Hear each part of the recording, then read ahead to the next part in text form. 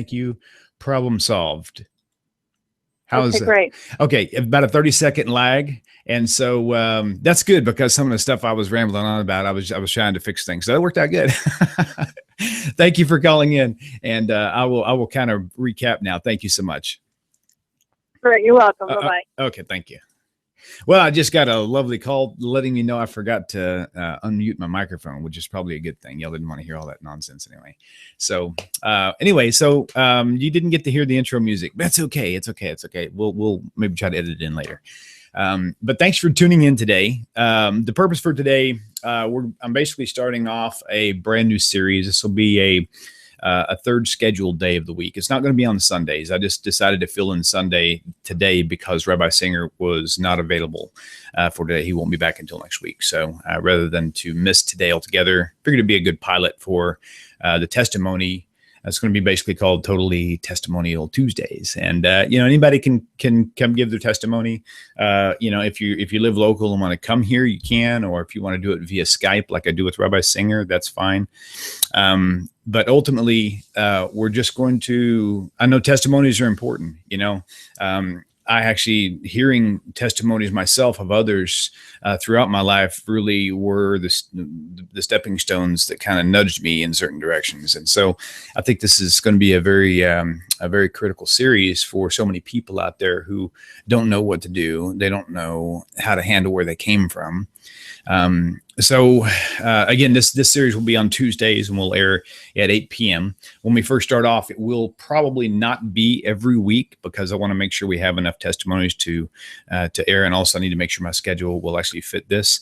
Right now we're going 2 days a week already, and we're projecting to go 4 days a week. So, Sunday, Monday, Tuesday and Wednesday. So, with all that said, I'll go ahead and kind of move on into my testimony. So this is a little awkward for me because I'm not used to being the one doing the talk, and I usually do the question asking. So if any of you want to rescue me, feel free to call in.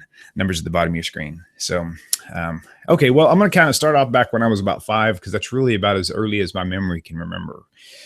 I know that my biological father and biological mother were married for long enough time to have 4 children. And I was the third. I have 2 older brothers and 1 younger sister. And at this point, after my younger sister was born, they decided to go their separate ways. And so rather than, fighting over child support and such, they decided to just split the pot. My dad got the 2 oldest boys, and my mom got me and my younger sister.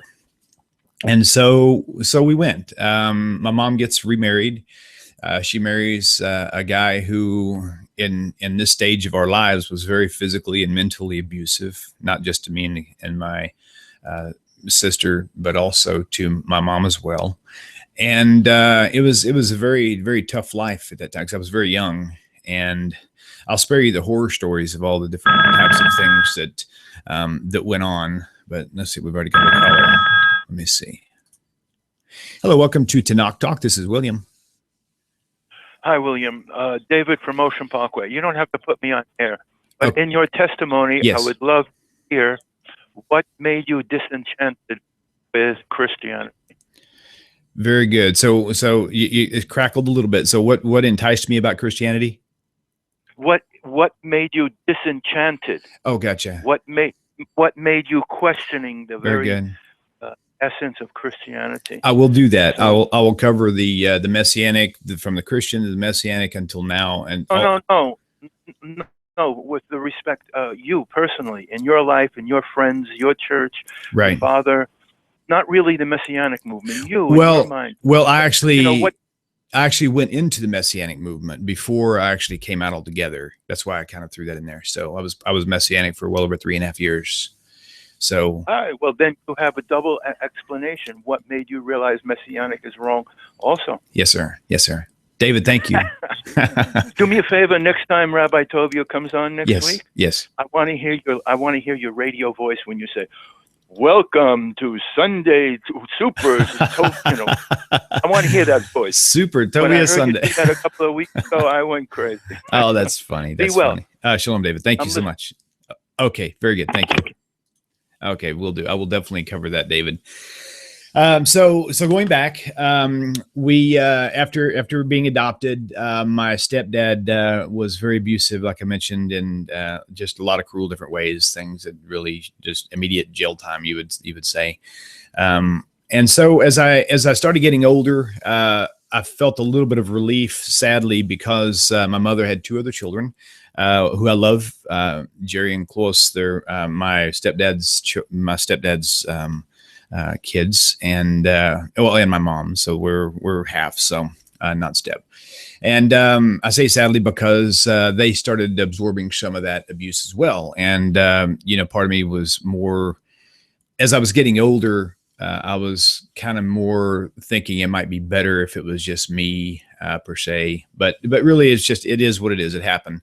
And so as time went on and years passed, I finally got to the point to where I just didn't want to deal with it anymore. I called an uncle of mine who lived about 2.5 hours from where we were at, or maybe 2 hours. It wasn't really that far. And he came and actually got me. I ran away from home at age 16 in the middle of the night and ran up to a hospital, which was the only place I knew that I was afraid that he was definitely going to, wake up because I was too noisy and look for me. And I ran with all my life and ran to the hospital and made a phone call. My uncle came to pick me up, and then he connected me with my biological father.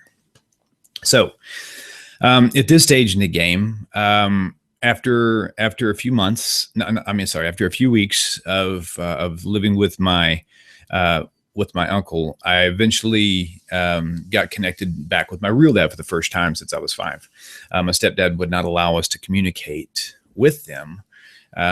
He was, very controlling and just didn't want us to have any part of their lives at all. So, and so I went to live with my real dad.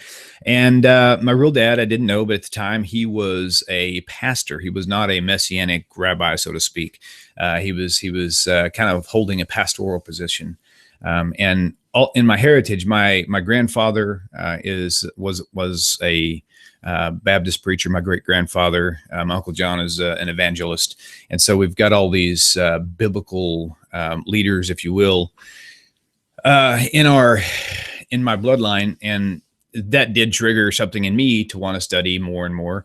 And but my dad, when I stayed with him just for a few short months, I realized that he wasn't your typical Christian pastor. He was what we call a messianic leader. But now, 20 however many years later, he's more holding the position of a rabbi, but it's more of a self-appointed. There was no authoritative appointment there. However, so at 16, went from an ungodly household into a household where there was just like forcing church down your throat. Every day of the week we were in church, and I was just like, I was going nuts. I didn't know what to do. So I left home there. Actually, I stayed with them for a while, and then got married at a young age and had my son Brandon when I was 19. Let me see if I can pull his wedding picture up. It's wonderful. Him and his wife just got married recently. And anyway, this is my oldest son, Brandon, and his wife, Mozzie. And so I was very, very delighted to be able to attend their wedding because of the fact that I'm gonna go in and out. Okay, David is calling back. Let me see. David, hello, sir. I got you on caller ID now. Yeah, good. Yes, did sir. you ever hear of Rabbi Asher Wade? No, sir. I have not heard of Rabbi Asher Wade. Okay. He was a pastor for 30 years. His wife's whole entire lineage for hundreds of years, priests and pastors and all that. I don't know the proper. He went through Kristallnacht, and when all his congregation kept on asking him questions, he couldn't get answers from his superior. He went on a quest. Try to YouTube ASHERWADE. Can you send me that in an email or a message somehow? Wait, let me get a pen and find out. Okay. How should I send it to you? I don't belong to Facebook. That's okay. Just send me an email, william@tanaktalk.com. Will do. Okay. Thank you, David. Shalom. Okay, so I'm probably going to be waving in and out of time, back and forth. So you have to forgive me. As I begin to talk, I'll realize I forgot something and I have to go back. And so basically, my son, the reason that's kind of hitting a touchy moment there too, because my son and I have been kind of separated for about 5 years now, and just recently have been invited back into their lives, to which I'm very grateful to Hashem for. And so anyway, run away at 16, got married when I was 18, and had Brandon in 91. And moving forward from there, wound up getting divorced about 3 years into our relationship. At this point in time where that divorce thing came in, I was trying to reconnect with God again. For the first time in a while, because I kind of got pushed away from the whole God scene because of my dad, my biological father. I just thought that he was a little bit off the deep end doing this whole messianic thing. And but I did have that period of time where I did connect with God, and I wanted to take him seriously. And so I started reading my Bible, and I would go to church from time to time, but it wasn't really, really serious. It was kind of serious, but not totally. So as time moves on, I just got married again, got into a bad marriage, got stabbed in the shoulder with a piece of glass. Yeah. If you want to know more about that, send me an email or put me on the spot on the air. So anyway, so that relationship didn't last long. I was in and out of relationships trying to find home. And so I left there because of the physical abuse from that situation. I decided I was just going to leave Texas altogether. And so I went to Nashville. I had people tell me to go to Nashville because I like to sing country music, and said, you need to go to Nashville. And so I did. I got on this construction crew. I didn't plan on going to Nashville. It just sort of ended that way. I got on this construction crew where they were doing remodeling Walmarts. And the very first place they hit was Tennessee, right around the Nashville area. So it was kind of like a hand delivery. Felt like Jonah in a way. I know that's not good. But hey, it was kind of like that though, because I was thinking about it, and then it's like I just got delivered there without having to go through the effort. So anyway, I did the Nashville music scene for a while. Got a couple jobs singing at local nightclubs, and then I met the beautiful lady that you see in the background right now. We met there. Definitely not the typical church type relationship. They say never go to a nightclub or something to meet your spouse, but I'll tell you what, Hashem used this situation. So my wife and I, we got married, and we stayed in Tennessee. During this time, right after she moved in together, and we got real serious about the relationship, I decided I really wanted to put my energy back into God again. Now, the part that I left out that I probably should have put in there was before I went to Tennessee, there was about 4 or 5 years where I was a part of a church in Leander, Texas, called Trinity Christian Center. I was part of a ministry team. We did a lot of stuff like the power team does, going around breaking bricks. I actually broke my hand breaking some flaming bricks like some retard. And but anyway, so I was pretty serious about it then, but then had a bad situation take place there that kind of pushed me off again. I was tired. I was ready to go. That's when I moved to Tennessee and did the music scene, but I was only in it for a short time, because after Chrissy and I began to cultivate a relationship, I decided it was time to get out of that scene altogether and get back in the church, because I was like, I wanted to make sure that this was going to be as flourish as much as possible. And at the time, that's what I knew. So we started going to church. We were a member of a church in Murfreesboro, a big church, 10,000 members. Started off around 3. Now they're like 10 or 12,000. But that's really irrelevant. But we went there, started volunteering. I really went every time the door was open, because I started getting hungry. I wanted to learn this stuff. I went to the home cell groups, asking questions and learning and absorbing and offering my time, running the soundboards at the youth rallies, and just anywhere I could get my foot in. That's where I was at. And as time progressed from there, I started communicating with my dad, and I realized that a lot of the stuff that I was learning, because this was at a point where I wasn't just your casual Christian. I actually stopped listening to music on the radio altogether. I stopped listening to the Christian stations and just went for straight Bible teachings, like nonstop from the time I woke up till the time I went to bed. I was on my own business, so I could listen to the radio throughout the day. That's all I would listen to, these different preachers preaching about their understanding of the Bible. And the more I listened to them, the more I saw the conflicting views. And after about 3 years of doing that, just listening over and over and over again, all these different preaches, I probably sat through thousands of sermons in a 3-year period. And I finally decided at that time, it was all just creating all these different types of noise going on in the background.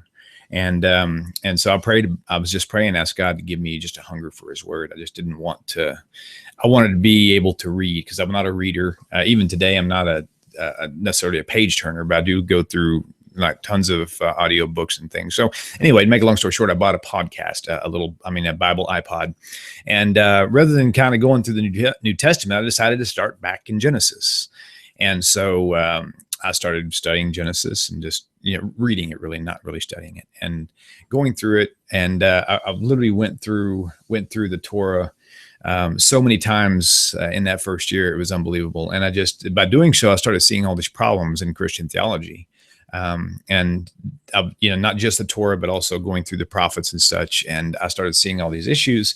And so I began to write down my questions. And I finally decided that my dad, who was this Messianic rabbi, so to speak, in Austin, was a Fruit Loop. Because he was, I was told people like that had fallen from grace. They're not trusting in the blood of JC anymore, and that they're heathens, basically. And so I stayed away from him. But as I started studying more and more, the stuff didn't make sense. So I called and I would ask him a question or two, and he would tell me answers that were more fitting with what I perceived of what I saw in the New Testament than what I was taught at the church. And those conversations were very short at first. And a couple months had passed by. I would ask him a few more questions. And next thing you know, he's answering all these questions that make a whole lot more sense than it did in Christianity. And so basically, I left the church at that point and basically didn't join. There was no sign-up sheet. There was no public announcement. It was just, you just follow this trail. And so I followed this Messianic bunny trail and moved to Texas.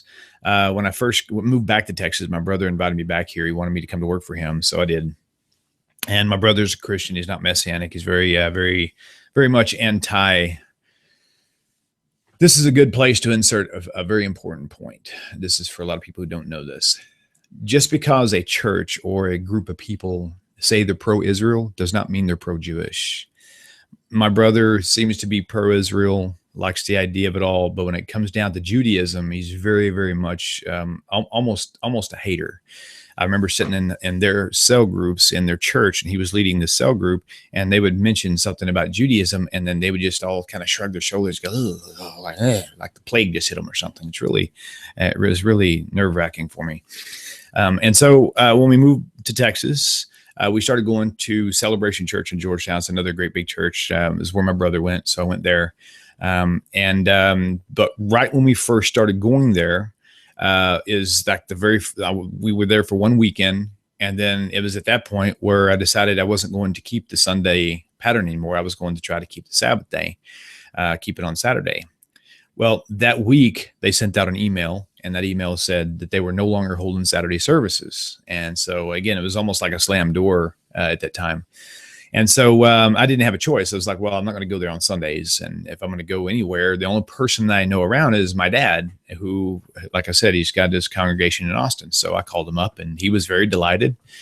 And so I started going there. And then we had it was a nice family reunion at first, because he was excited that one of his sons actually didn't think he was a nut case because of what he was believing in.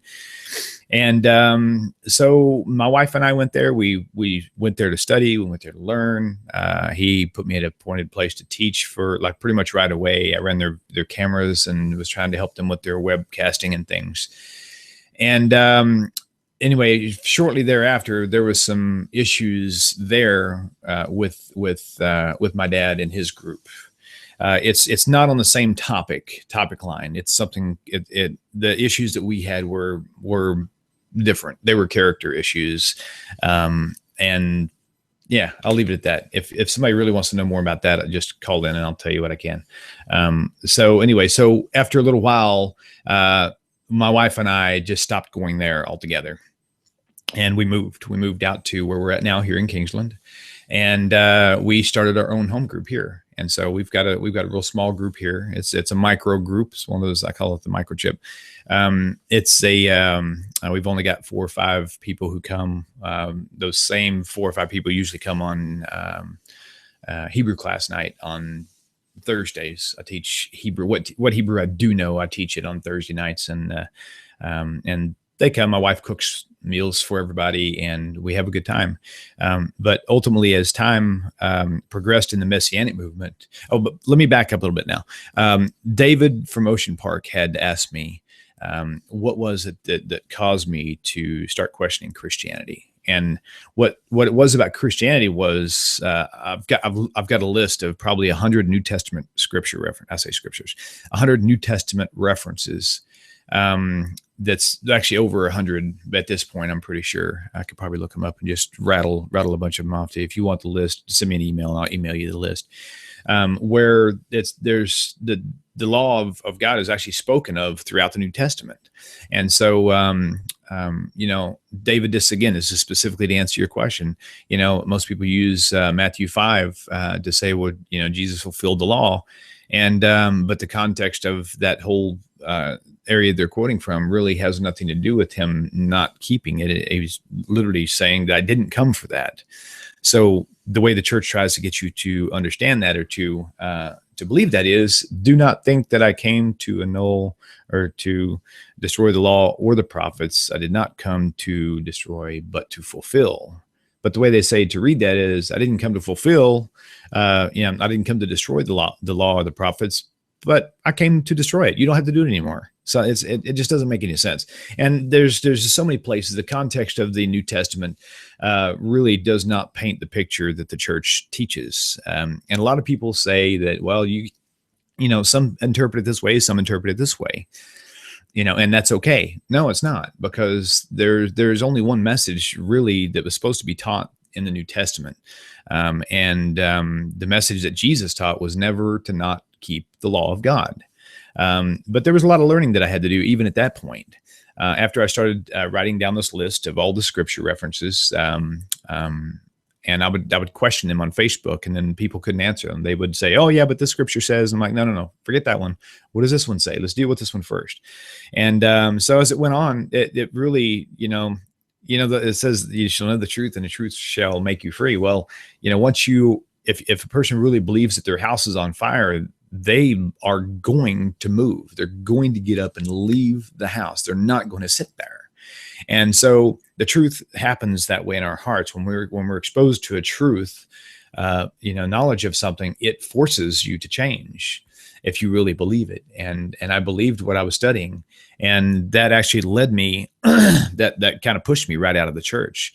And immediately I started catching all kinds of flack from all my friends, and calling me a heretic and saying I was falling from grace, and I was a wolf trying to steal away the sheep and all this other stuff. And that wasn't the case. I was just simply trying to teach others what I had seen for myself. So as I'm studying the New Testament, more so, and now I'm going to Zion in Austin, and as I'm studying it more and more, I've got a friend of mine who he's probably more like I guess you could say he's more like a brother, because I've known him for a long time. His name is Lon. He'll be giving his testimony on here, I believe next weekend, I think. This will actually also be on Sunday, but it'll be after Rabbi Singer's broadcast. I think we're going to broadcast him at 3 p.m. So y'all can tune in to listen to his story. His story is very unique in the fact that he wasn't born into Christianity. He was actually born into the Messianic movement, which is really, for me, it's kind of like I can't even wrap my head around that. So, I mean, I can, but I guess it's going to be an interesting story. So anyway, so he and I reconnected at some point. Well, he moved away. He actually got bar mitzvahed at my dad's shul. He moved away shortly after and went to Israel. He moved to Israel. He got a visa. He went studied electrical engineering or something like that in Israel, and was forced to learn Hebrew like right away. I think he had to literally learned it within a year. I think it was more like 3 to 6 months. He was cramming it so hard, he just became practically fluent in that short time.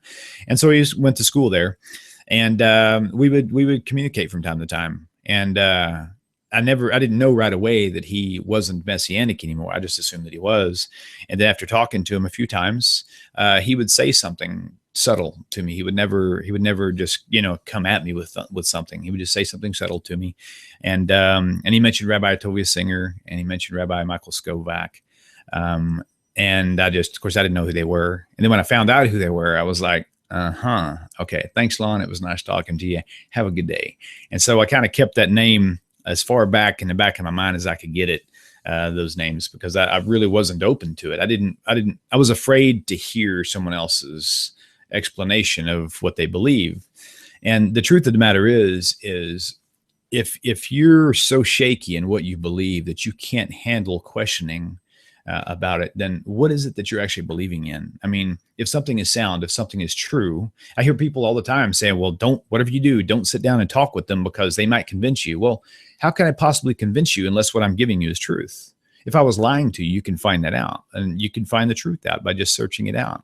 But at the end of the day, if you are afraid to hear what someone else has got to say, and you're not open-minded about it, then that is a blind faith.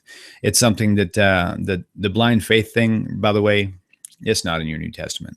It is the concept of it is. But if you look at the examples where Jesus taught regarding what faith was, it was about understanding. It wasn't about believing in something you had no idea how it was going to come to pass. Like the woman, who's getting the crumbs off the floor, he says, great is your understanding, and the man who was healed, was it the centurion? I can't remember which one it was now. And he said, man, your understanding about this topic is amazing. He says, truly, I've not seen anybody with such great faith in all of Israel. It wasn't because he believed in something he didn't understand. It's because he totally understood authority. And so with that said, the whole believing in something just based on what you were taught is nonsense. That's just, it's not smart. It's not intellectually honest. And so, and I had to come to terms with that. So I finally decided I was going to start praying differently. And so here we are, we're in Kingsland, Texas. I've got this Messianic little shul now, a little tiny place. And for the first year and a half, 2 years, I'm just doing things like my dad did. I would say whatever, I learned a lot of Hebrew, and I would say a lot of the Hebrew prayers that he would pray. I've never been to a synagogue at this point. So I was just, doing the only thing that I knew to do, which was to follow the footsteps of my dad. And so it was a good stepping stone for me, though. I can't slam it completely because I learned a lot through that path. So here we are in Kingsland with a year and a half, holding these ceremonies week after week on Shabbat, praying, using Yeshua in a lot of prayers, trying to point out Yeshua or Jesus in the Tanakh as we go along. And the more I tried to do it, the more problematic it became. And then finally, at the end of the first year, we were coming up to Passover, and I realized that I needed to kind of prepare something because people were coming over for Pesach. And so I started studying up on it. And I immediately came into a bunch of questions, and I was so confused. It was that baffling. And I'm very well educated in the Bible as far as things go as a blanket, mainly, the New Testament. And cause I just started studying the Old Testament at this point. And, so I couldn't figure out how to handle this. And so, I went on Facebook and I checked with a few people. There's one guy on there, Sandy Bruce. We were friends for a long time. He's got quite a following. anyway, so I messaged him about a question one year before we even became friends, and he gave me an answer. There's a real fast, rattled it off like, oh yeah, this is it. It wasn't voice. I'm kind of overemphasizing. And he just rattled this thing off, and I was like, oh, thank you. And then I went to read it, and I'm like, that didn't explain anything. That didn't tell me anything different than I already knew, and it doesn't make sense. And so I kind of went to somewhere else. I actually I sent a message to Brad Scott, I think it was, or one of the other Messianic leaders. If I got your name wrong, dude, please, I'm sorry, it was a mistake. I've got, I don't remember all the names of other people I've been dealing with over the years.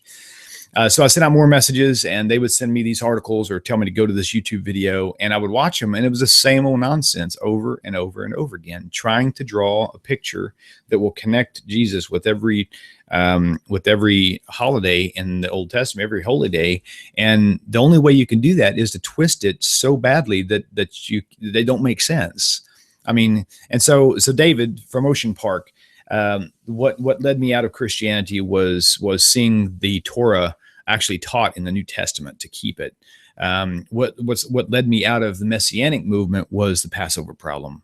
Ira Michelson and Rod Bryant invited me on Israel National Radio, and I gave just a little bit of a testimony on, I think that's what they called it, the Passover problem, to set me free.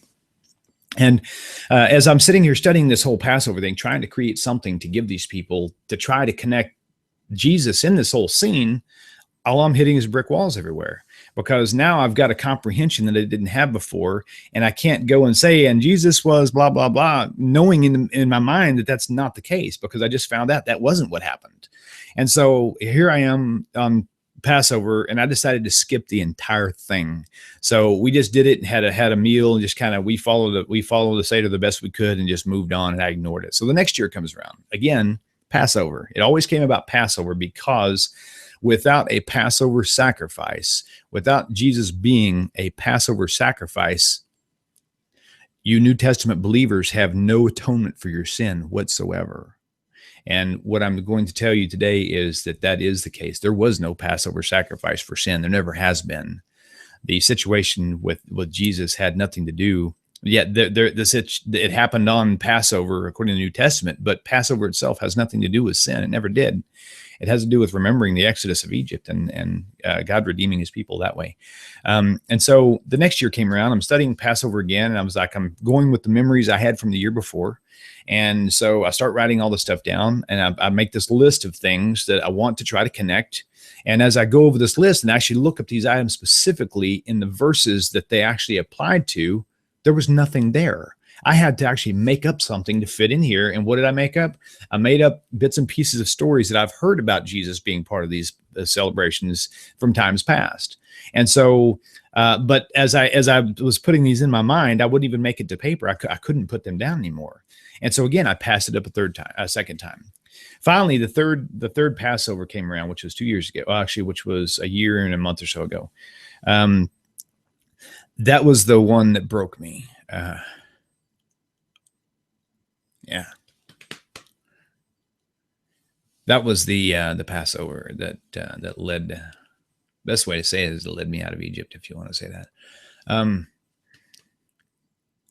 I was determined at this point, after talking with so many Messianic leaders, and not having anything intelligible to say whatsoever, other than the same old stuff that you're taught, that I was taught, that they teach in church. Nothing made sense, and we're expected to believe these things because they said so, because it came from a Messianic leader. Sid Roth, oh my gosh, I used to love this guy, and now my opinion about him is completely diminished. I won't even go into the details of how I feel about these teachers out here. I will tell you this. I've been accused of Lashon Hara, the speaking evil about someone, because we had an incident when we finally made it public that we left the Messianic movement. We were no longer New Testament believers. This one particular guy, whom I mentioned earlier, came to my house and tried to reason with me according to his profession. He wanted to sit down and talk with me, and so he sat down at the table, and Sandy began to tell me things. And as he started telling me things, I was trying to stop him. I was like, wait. Rather than telling me stuff, if you came to help me out, then, logic would suggest that I need to ask you questions and then you answer them for me. But he wouldn't let me do that. He kept rambling on and on and on about Jesus is the Messiah and all this other stuff. And I just let him go. And I tried to disengage him several times. And finally I just interrupted him. I said, listen, if we're going to do this, you need to let me ask the questions and then you give me your answer for it. But he still did not let me do that. So several more minutes passed by, and the more he saw that I was not learning anything new, I'm going to put it that way specifically because I was totally open to it. Even today, and make this very well known, I am totally open to anything new. Okay.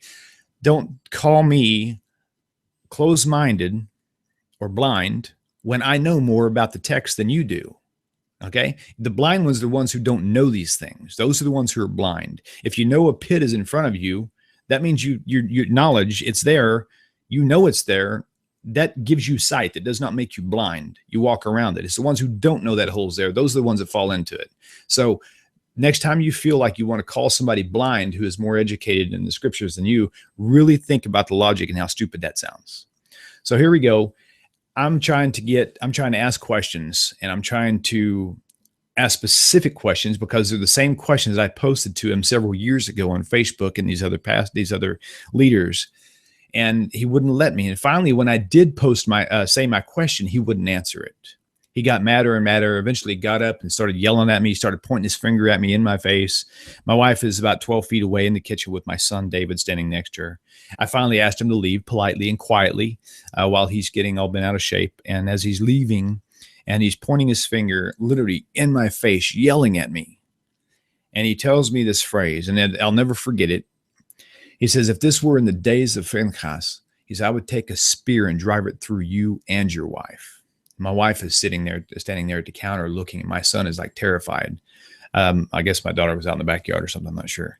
But this is what happens. And then so I immediately posted something up. I said, you know what? This is getting out of hand. I said, I just got threatened in my house by, this person. And man, I got so much flack from people saying, oh, you shouldn't be speaking evil. I'm like, you know what? If you know that there is a wild man on the loose, you're not speaking evil when you're warning people about him. If other people are in danger from this type of activity, that's not Lashon Hara. If you know there's a thief in your neighborhood, you saw him do something with your own eyes, and you don't tell somebody about, you're endangering their property. You're endangering their family. This is not a go out and tattletale moment that I'm trying to broadcast. But my point is, this situation was very critical. This man had basically come into my home and figuratively speaking, threatened me and my wife. Not that, and I know for a fact he would have never done that. That's not the point. The point is he had so much anger and hate in his eyes when he said this. And I'm thinking, you know what? If this is how the Messianic movement is, I don't want any part of it anyway. And I have had more hate coming through Messianics than I ever experienced with Christians. Christians are just sweethearts compared to the Messianic movement people that I've experienced. They typically immediately block you on Facebook. They call you heretic. I got added to the blacklist or the red list or whatever it was by some website that had me and Rabbi Singer and Spiritual Babies and all these other listed on here. Blacklisted, I think is what they called it. And I was honored at that point because I didn't want to be a part of them.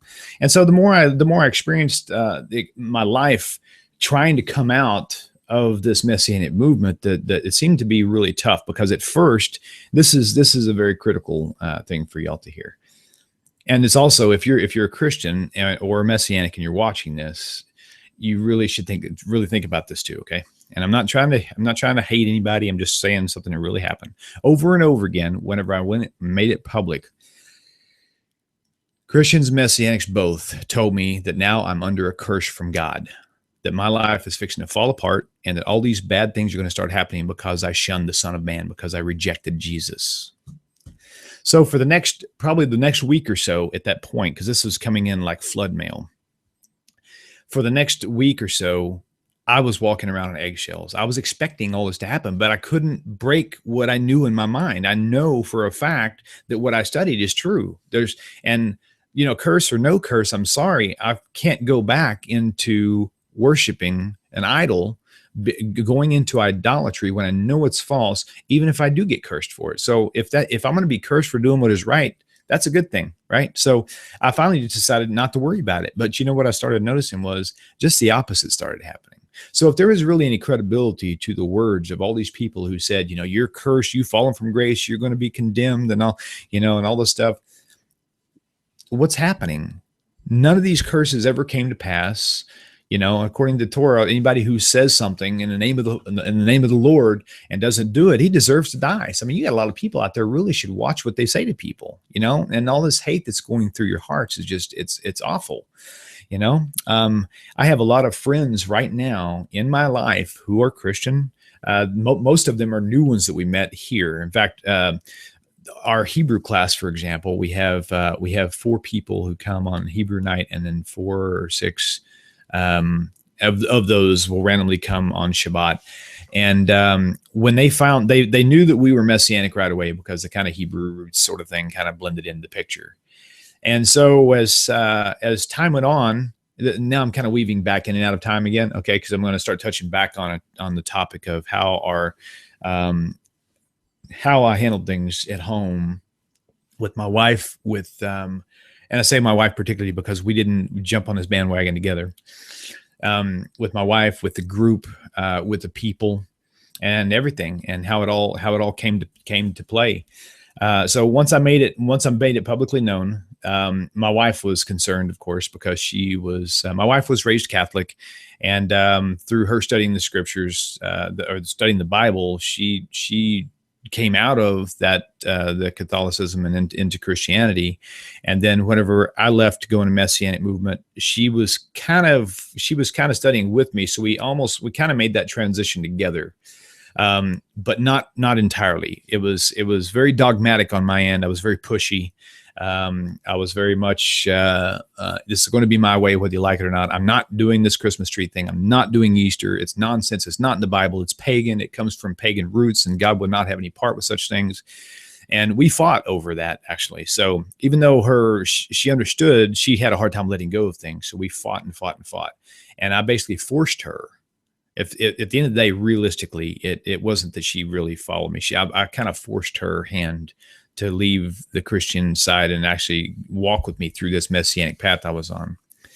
Hashem had mercy on me, obviously, because as time moved on, she did start doing her own studies, and she started seeing these things that I was showing her as well. And the script and the New Testament was saying about keeping the law and how it is important, and really, and I want to clarify something too. There's a lot of misunderstandings now on how the world views Messianics. Messianics, I've heard many times, more than one occasion, that Messianics and Christians are just alike, but really they're not. They actually only have one major thing in common. The rest of it, they're like night and day. They're really not alike at all. And the one thing that they have in common is the biggest problematic thing of all, and that is the faith in Jesus part, because that's where the idolatry comes in. Everything else, they're different. They don't keep Sunday. They keep Saturday. They don't celebrate Easter and Christmas. They try to keep the feast. They believe in a lot of them actually believe in the Talmud, the direction the Talmud is teaching, and all those points. So they really are like night and day. In fact, their interpretation of the New Testament is entirely different than the Christians are regarding the law. And that's another episode we're going to probably pull off here soon, where we're going to actually get into more detail discussing that. So as time goes on, and here I am in our group, and we've got this small group of people. There was I think at one time we had like 7 or 8 while we were Messianic, and then before I went, I think it was after I went public on Facebook, but I didn't actually tell them what was going on. I just started withdrawing certain prayers from our Saturday service. I started taking all the JC stuff out, all the Yeshua prayers and stuff. I just stopped doing them completely, and I just stuck with the rest of things, like with the Amidah and some other things. And it was after a few short weeks, it was pretty obvious that we were doing that on purpose. And several months had passed, and I finally had to just basically let everybody know where we were at, the journey that we're on. And at the time, I really thought that every one of them would scram, but they didn't. Actually, a couple of them did. 3 of them actually decided that was definitely not their cup of tea, and they completely left altogether. But then we had some that we had already become pretty good friends with, and we trusted them, and they trusted us. I say that's not past tense; we're still friends now, and we are able now still to be a light to them as well. This last week's tour portion was pretty amazing. Where I'm going over with this one nice lady here, how it shows how the tabernacle and all of its utensils and stuff had to be atoned for. And like, well, if atonement really was for sin, for the actions of a human being, then what is all this stuff? I mean, just showing a little misunderstandings of the New Testament understanding of the Old Testament. And so it's opening more conversations. We're meeting new people. People are coming in and randomly calling, wanting to learn Hebrew. And so we've got a few new Hebrew students who have come in. One of them who was kind of messianic, but he didn't know that's what he was. I had to kind of tell him that's what he was. They were kind of like messianics who never hooked up with a group in their understanding. And he's now a friend of ours, and he comes over every Thursday, and we talk about this topic quite frequently. In fact, he actually asked to buy a set of Rabbi Tovia Singer's books, and so we got him a set of his books as well. Ran into some other nice people here in town, and it's been a journey for sure. And I will tell you now, testimony wise, that mine and my wife's life now is so much more at ease, so much more peace. And I know if you're a Christian, you're not going to understand this, and you really can't understand it just by me telling you. It's something you just have to go through. The peace that passes all understanding is something I thought we had, but now it's unmistakable. There's no returning to where we were. I mean, once you know that pothole is in front of you and you choose to walk through that, then that's your own fault. Again, we're not blind. Our eyes have been opened, and we see these things. And something that I really challenge people out there who are struggling right now with who to believe. So, logic oftentimes will help you through these answers. Sound logic would tell you this: God gave the Torah to the Jewish people. He gave the language of Hebrew belongs to the Jewish people. Why is it that the people who are non-Jewish people try to translate this Bible and then tell them they're blind and they don't understand their own language? It's just, it's something you can believe, because I believe that because I was told to believe it. And the people who told this to me, they loved me. We were all tight family, and I trusted them.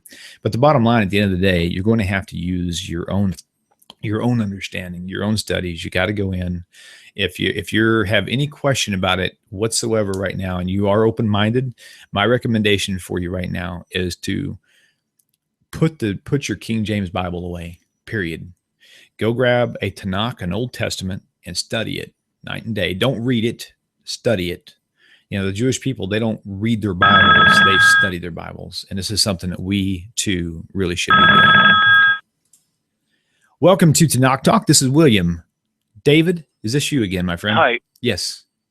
It's William, WILLIAM, at Tanakh, TENAK, same one word, TALK? Yes, sir. WILLIAM at TENAKTALK.com. Yes, sir. TELK? No, TENAKTALK. Just like the website. Yep, Tanakh Talk. Is it .com? Yes, sir. William at TanakhTalk.com. All right.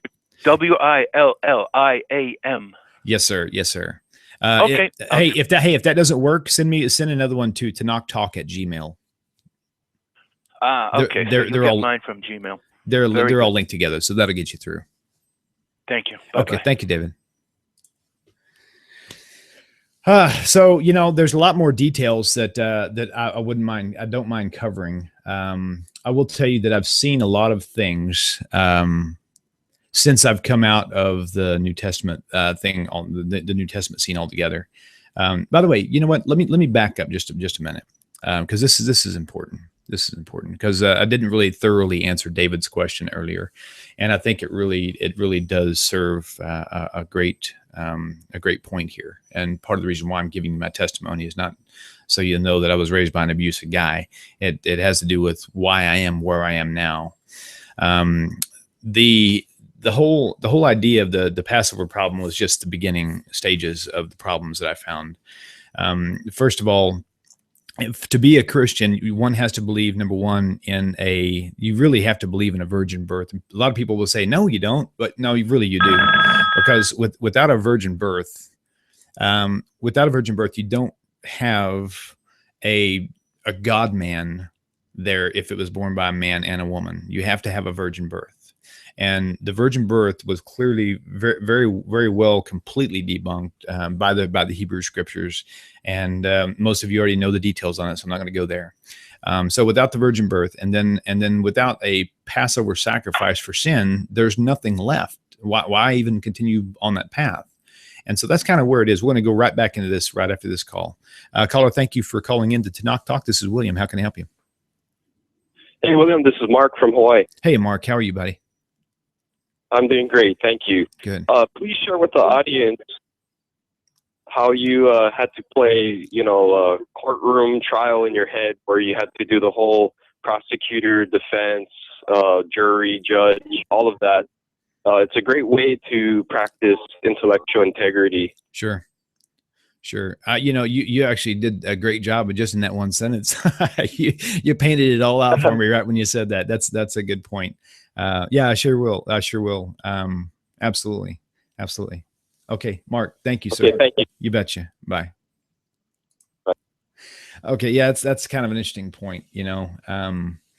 If you really approach the scriptures that way, you can't just take one side of it, just like in the court system, like he's saying. You have the prosecutor, you have the defender, and the judge, and everything else. You got the jury, the whole 9 yards. Everything that is on a very serious case level, and I think all of you would agree that's our own salvation, our eternal destination, our eternal destiny. It doesn't get any more serious than that. That's it. That's the end goal. And so anytime we read anything, whether it's New Testament, Old Testament, whatever the case may be, and we just take it at its word, so many pictures get painted in my head. That's people scam people on the internet because they take their word for things. There's scams going on all over the place. I saw one today where some people on Craigslist were trying to rent out houses that weren't even for rent just to get their money. And a lot of gullible people just believe it without checking into it. Why is it that we would take our eternal destination, our eternal destiny so lightly that we would just simply take someone's word at it? And the answer is because it sounds good and it works. But I will tell you this is something very important to understand. People tell me, well, I know Jesus exists because my life was changed the moment that I invited him into my heart. I know that too because I said the same thing. And the best way to explain that, and I mentioned this slightly on an episode a long time ago. I think it was on episode 2 or 3 of Rabbi Singer's. Your Jesus coming into your heart is not what changed you. Your belief of what he can do is what changed you.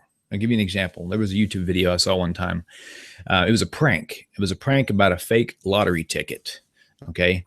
And on this fake lottery ticket, one of the kids thought it would be kind of funny, and their parents were not wealthy at all. They were just like your typical, middle to lower class citizens as far as financially goes. And so they had this fake lottery ticket. It was just for like $10,000, or it might have been $100,000. I'm not really sure. So here they are. They give their mom this lottery ticket, and they're all sitting there. It's her birthday or something, and she scratches this thing off. And man, she looks at this lottery ticket and she sees that figure on there and that she won. I'm going to tell you something right now, and pay close attention. Her life was immediately changed. And I don't mean mildly, I mean dramatically. And they let that thing go for a while. And for that whole time, until somebody finally told her that it was fake, that entire time frame, that lie, that fake ticket, that thing that didn't even exist, completely changed her life. So you can't tell me that you know for a fact that Jesus is real, or that Jesus is the Son of God because he changed your life, because that doesn't mean anything. I know people who thought the law was looking for them and they weren't, and that changed their life. They went around paranoid for like months on the run, and they found out there was not even a warrant out for their arrest. That changed their life. What you believe in will change you, not the thing that's inside you making the changes. Your brain is designed to function based on belief. That's why people's lives are changed in church. Now, I will say, just for the record, as conversation that me and another friend has had, the church has done many, many good things. Let's not get into all the good, bad verses. I'm talking about good things. I mean, I know that if it wasn't for the church, a lot of the evil people in the world would not be caring people now. I know people who've had terrible past who have changed. They think Jesus changed their life. No, it was their belief in Jesus that changed them. It wasn't Jesus changing their life. Just, you need to understand that. Okay. And so there's a lot of good things that happen from that. And in the Messianic movement, same thing, except the Messianic movement is different in my overall opinion now, more so than ever. But again, they're not like the church. They are totally different than the church, except for the fact that they believe in the same Savior. They'll say they don't. They'll say, no, we don't believe in Jesus. We believe in Yeshua. And, I say that kind of derogatory because it's like, whether you call him Jesus or Yeshua or Yehoshua or whatever you want to call him, it's still the same character of the Bible. It's still the same person that Mary supposedly had as in a virgin birth. It's still the same person that died supposedly on Passover for your sins. Research it. There was no sin sacrifice on Passover. It was on Yom Kippur. In fact, the writers of the New Testament seem to be getting they're confused about it somehow, because it said, "Behold, the Lamb of God that takes away the sins of the world." Well, for all you people who know the story around the Passover story, it's right there with the story of Yom Kippur. What is he talking about? A lamb? Well, it's really not a lamb; it's a goat. But what is he talking about? The lamb that takes away the sin. He's talking about the scapegoat. That didn't happen on Passover. That was on Yom Kippur, and that was for sin. This wasn't for sin. I've been told hundreds of times that Jesus is all throughout the Old Testament, but you know what? I've been looking, and I can't find him anywhere. I can find similarities, but I can also find similarities to Buddha in there. I can find similarities to Hare Krishna, the way they describe things. So just because there's similarities doesn't mean anything. What matters is, what does the Hebrew Scriptures tell you to believe? What is the proof that Hashem left behind, saying that when this time comes, this is what's supposed to be happening? So why didn't these things happen when Jesus came? It's because he wasn't the Messiah. That's what led us to where we're at today. How are we moving forward now?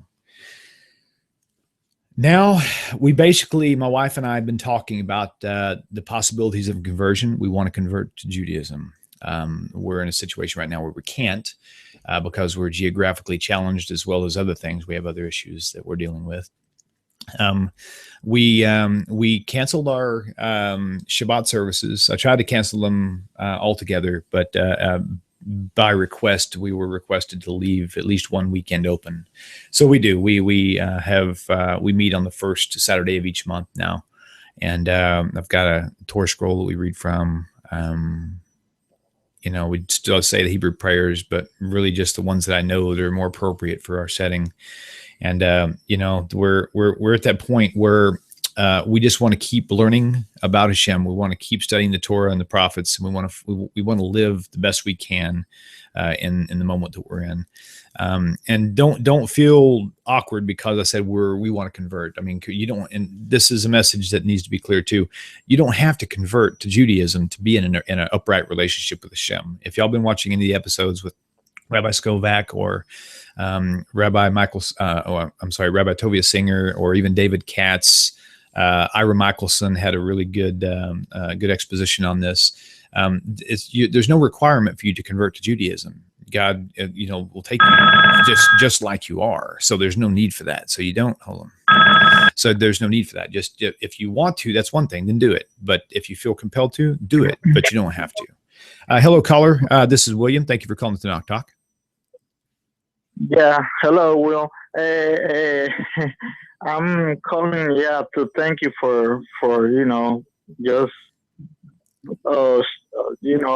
telling us about the process, because a lot of us, went through the same process, and the response from the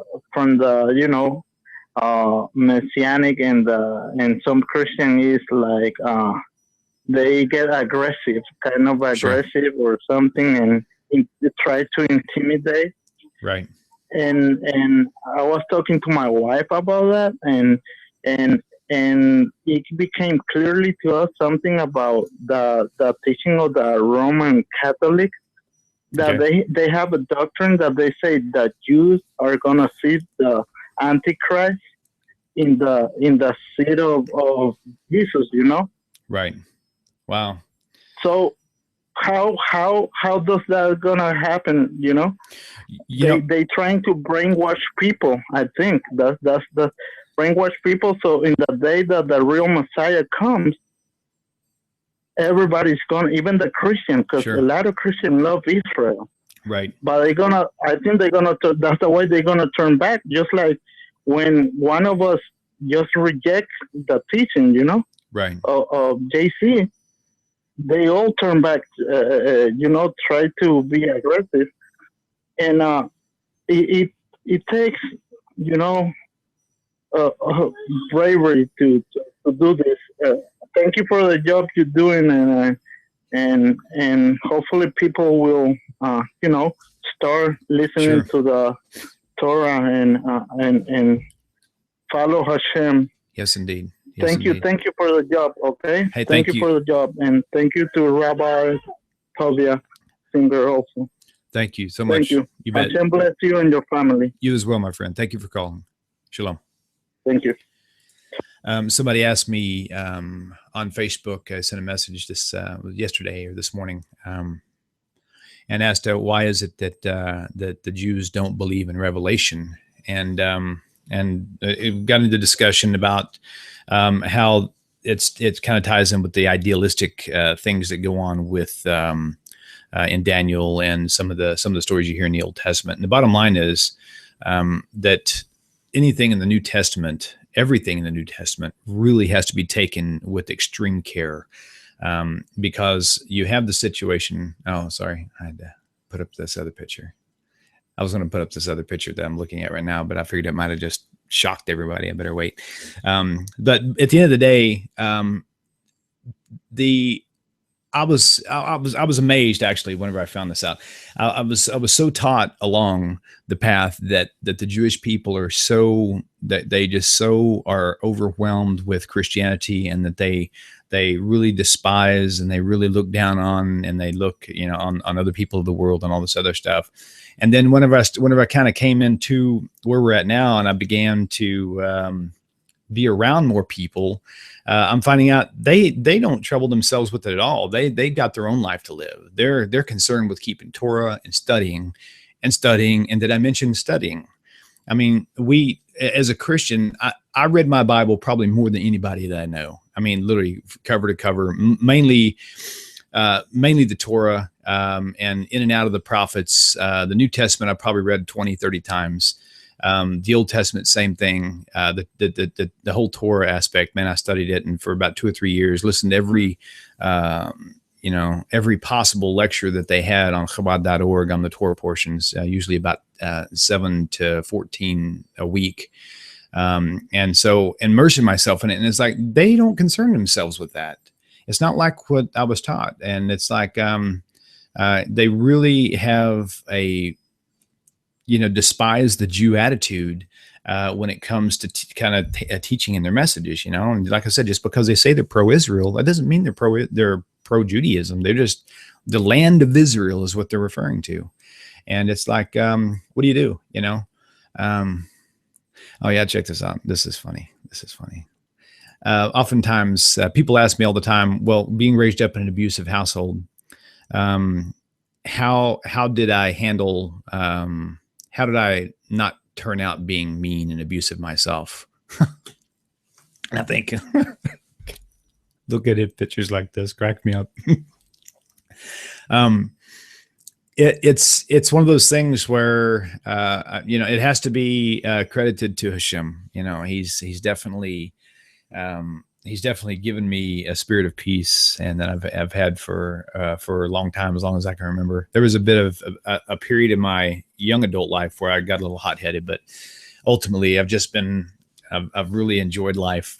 I was afraid to have children because I was abused growing up, and I finally decided to bite the bullet. And that's whenever we had my oldest son, Brandon, and it wasn't anything like I thought. It's like I just knew I was going to do everything different than what my stepdad did, and logic, heart, feeling, everything. I just approached it differently.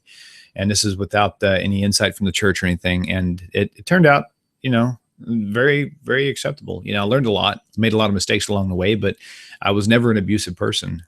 Even now with my kids, that smile is just, man, it's amazing.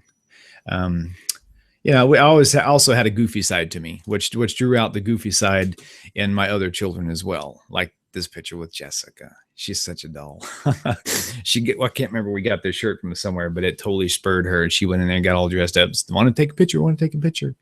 And then of course, shortly after, these types of things show up, with me wearing a blonde wig, doing the whole peace scene. Hey, so here's the deal. You're probably never going to see me without a beard. That's the closest you're going to get, or is right there. So, but anyway, make a long story short, getting through it all, it really is a mindset, and you really just got to push forward. God put eyes in the back of, and not on the back of our head, but in the front of our head. My brother told me that a long time ago, and it stuck. And yeah, cute picture, huh? Me and my son was goofing off on the green screen before. I'm gonna leave it here for a while. So anyway, I don't want to keep rambling on over nothing, but just as a overall recap, we didn't leave Christianity and Messianic Judaism because we were blind. I left the scene because of my studies led me there. And it's really not fair to tell someone that they're blind when they study more than you do. When they've done the research and you haven't, and you're just coming up with answers. I had a lady, I won't mention her name. She came, this was like the last time she had come to our group, to the Beit HaMitzvot. And, they were bringing up something this was on a Sabbath day, and they were bringing up a topic, a messianic topic. And I tried to steer it away because I knew they already knew where we stood. And at the time, I wasn't really prepared to go there. And so, but she brought this up anyway.